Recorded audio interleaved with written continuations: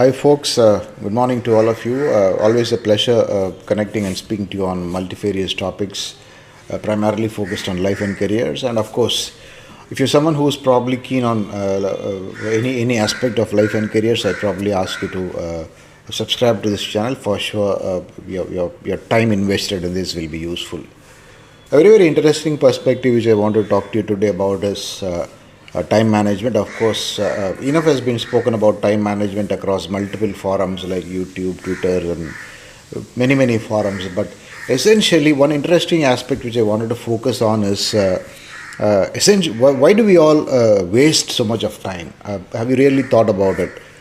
Because as I often tell in my private conversations with candidates, consultants, and friends, everybody, all of us have the same time. The winners and losers have the same time. The topmost CEOs of the world and probably someone in the bottom of the ladder. Everybody has the same amount of time. And so, why are some people essentially managing their time so well, and why are some people not able to do well with their time?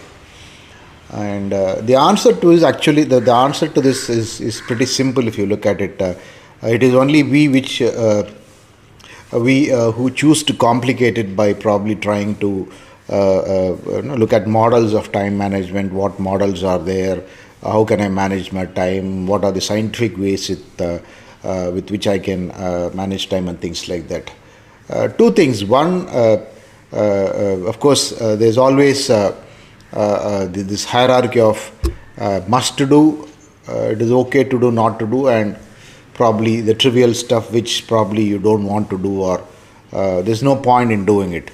And if you really carefully go through your calendar, I'm saying, when I say you, I'm not personally attributing anything, but the majority of us, if you go through our calendar, the calendar is filled with events which are probably at the bottom of the hierarchy in time management, or put it this way, they will take the topmost place in terms of wastage of time. Look at any ideal day of yours, or look at any normal working day of yours. If you're somebody who's working, if you're an entrepreneur, if you probably are employed somewhere, if you probably are a housewife, you probably are a freelancer, whatever it be.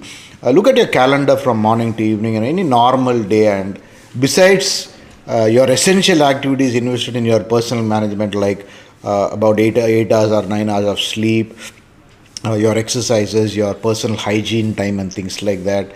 Remove all that and focus on probably the waking hours, if I can use the say. Even factor the time or remove the time you take for your 3 meal a day and things like that, and look at probably how you spend the remaining 13 to 14 hours a day. Psychologically, what we do is we all just keep pushing things through the day, and how we live our lives is we wake up in the morning and we just want to finish the day, and that is how we do the motion. So what happens is we just keep filling time in whatever we feel is okay for that particular day. It is not the right thing to do, but probably we find it very easy to do. For example, if you probably are you finish your exercise in the morning and you got about 1 hour's time to have your breakfast and start to office, how do you fill that 1 hour? You probably are just having a cursory glance at the newspaper. Then you'll say, okay, let me go through the old newspapers. Then probably switch on the TV for some time to understand what news is happening around. And minus all this, if you remove all this, then probably we're all glued on the phone, sending good morning messages on WhatsApp and seeing what WhatsApp forward we are getting the day. And by that, we probably have filled the time of 6:30 to 8 a.m. or 6:30 to 8:30 a.m. And then we go about the next job. 8:30 a.m. we start to our office, go reach the office, and then the office course start there from 9:30, 10 o'clock, like that. And there again, what we do is, are we really working on our KRAs the whole day? Not really. We probably again are trying to fill time there. I'm not again talking about the minority exceptional performers, people who are very good at time management, who are probably too versatile in terms of being goal-oriented, target-oriented and things like that. I'm talking about a whole lot of people who probably are probably living, if I can use the word, average lives. If you look at it, and this could be even me included. I mean, the most days I just keep while away time. I mean, I wake up in the morning, I just keep wanting to push time. Okay, then it is lunch time, then keep pushing time. And in this, when I say pushing time, you're just waiting for each hour to pass by. And to that effect, you probably are just filling the hours, filling every 30 minutes, filling every 1 hour, filling every 2 hours with any kind of activity which could be relevant, irrelevant, which could be mundane, which could be pointless, which could be just doom scrolling on social media, endlessly viewing Instagram reels, endlessly viewing YouTube shorts, endlessly pointlessly scrolling on YouTube videos, pointlessly spending time on Twitter. And yeah, okay, immediately once your rationed time passes, then you say, okay, what next?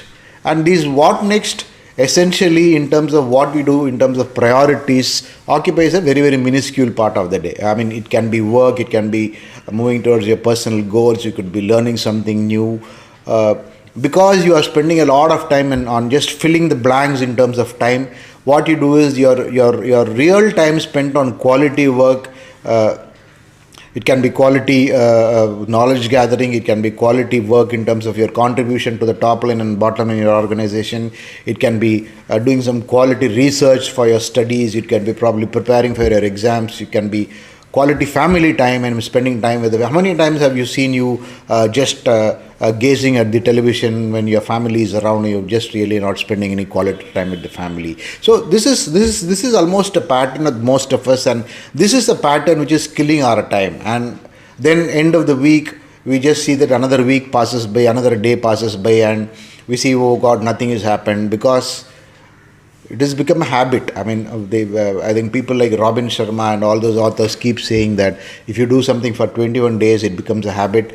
But essentially, what you're doing right is more important, or whether you're doing right or you're probably inculcating a right pattern in you is most important. But the point is, what happens is, for 21 days, we just pointlessly while away our time, not doing anything productive. When I say productive, yeah, you still are productive, you still are doing basic necessities of life, but you really are not getting driven to your goals, not getting driven to learning more, getting driven to your contribution to the organization, getting driven to your contributions to your personal life, contributions to your family, spending quality time with your family, spending time with your kids, spending time with your spouses. I mean, all this takes a back seat because we just choose to while away our time, and then we keep blaming ourselves, saying that I'm not a good time manager and things like that. So what I would probably suggest is, maybe for the next few days time, consciously clock your time and see what exactly you're doing, probably every hour, every 30 minutes. It is not very difficult. You need not really note down everything and things like that. There's no need to have a pen and paper and write down anything, or there's no need to probably write something on your computer's calendar and things like that. But consciously choose to see how you're spending time every half an hour, every 1 hour. I mean, in this again, you remove all the basic cores, remove your quality sleep time, remove your food time, remove your commuting time, everything. And besides all that, how are you spending your day? Consciously, if you track that every day, you will probably see you'll see a tremendous amount of sense in what I am saying. And a lot of times I do this exercise myself. For example, if I just to make a mental decision to shoot this particular video and probably put it across to you, it has taken days for me. And how I spent those days, again, it was pointlessly just whiling away time, just pushing the time and wanting the day to end. Actually, is it not what most of us do? We just get up in the morning, and of course, besides what is really what we are mandated to do, we go to work, we are forced to work. When you go to the office, you need to work something. But if you are a freelancer, you got a lot of free time. There's no self-discipline. You really are not driven to doing something on a regular basis like you're working. And there is always a risk in freelancing. That is a very, very different topic. I see a lot of my friends into freelancing ask me as to how the hell do you manage yourselves being at home and freelancing for years together. We're just not able to bring that discipline in us in even for a few days. That again is because of the fact that we just want to are waiting for the time to pass, waiting for the time to die away, and then keep self-bashing ourselves or probably blame a number of external factors that things are not working in our favor and we're not good time managers and things like that. So bottom line is what I'm requesting you or suggesting to you is everybody can be good time managers. It is a question of what you choose to do every minute, every hour. And when I say what you choose to do, probably consciously choose, at least for a preponderance, the majority of the time of the day, consciously choose to do what is probably important for you, important for your career, important for your life, important for the quality of your life, important for your family, important for your immediate near and dear, important from a parenting perspective, from your spouse perspective, from someone tends your parents or tends to elderly parents perspective, ferrying them for a regular checkup to the hospital and things like that.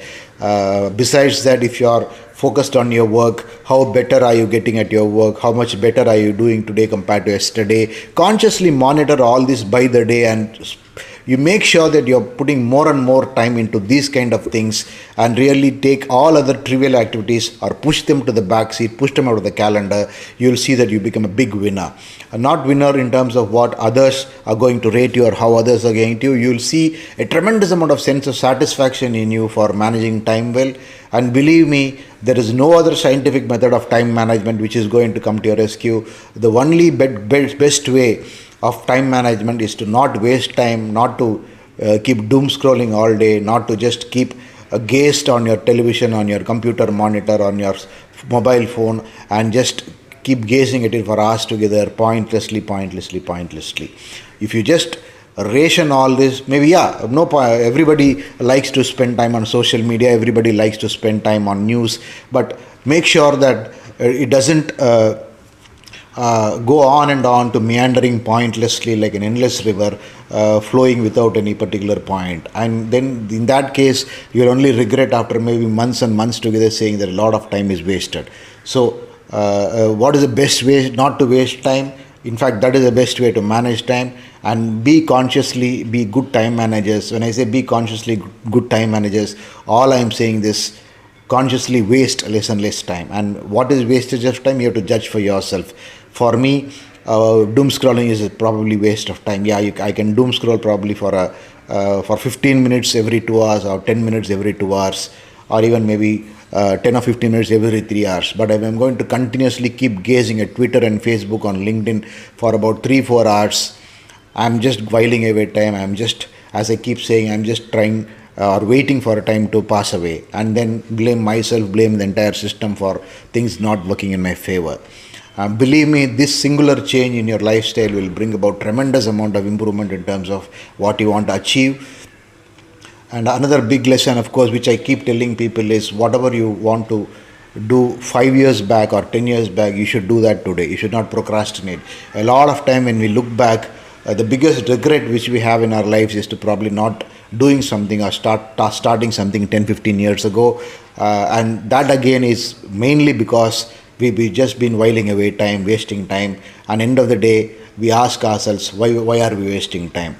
Answer is, we are wasting time because we got nothing else to do, we plan nothing else to do, or we intend nothing else to do. So this is the simplest way to put it, and this is the best solution for all your time management woes. I am very, very sure that if you consciously follow this, you will become excellent as persons, excellent as professionals. You will emerge far more successful in terms of your own parameters.